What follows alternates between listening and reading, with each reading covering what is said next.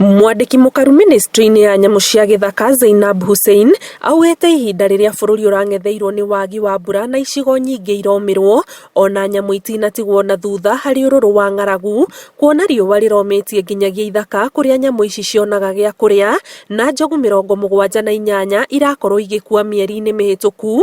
Akiuga ona gũkĩrĩ ũguo, thirikari nĩ ĩrarĩra mĩtaratara ya kũhukia thĩna ũyũ matukũ-inĩ megũka. Hĩndĩ ya mĩhang'o ya kũhanda mĩtĩ cukuru-inĩ wa KWS mwena wa Naivasha, Zainab nĩ ikĩtie ihoya kũrĩ honge itarĩ cia gĩthirikari kũnyitanĩra ũhandi-inĩ wa mĩtĩ nĩguo kuongerera mĩtitũ gũkũ bũrũri-inĩ. Cukuru ũyũ wa maobitha a nyamũ cia gĩthaka ũkiuga itanya rĩao nĩ gũkinyanĩria gĩcunjĩ kĩa 70% kĩa mĩtitũ na kũhanda mĩtĩ milioni 19.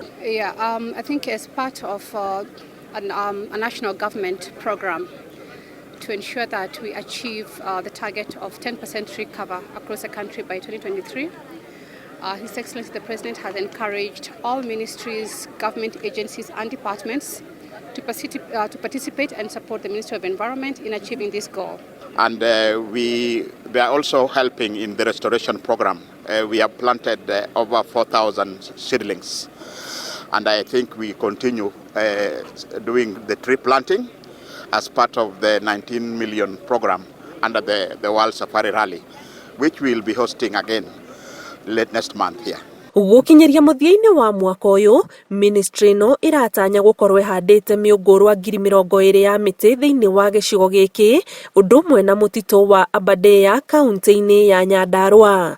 Kĩribotera Inooro TV, njĩtagwo Ani Ngigĩ wa Nyamũ.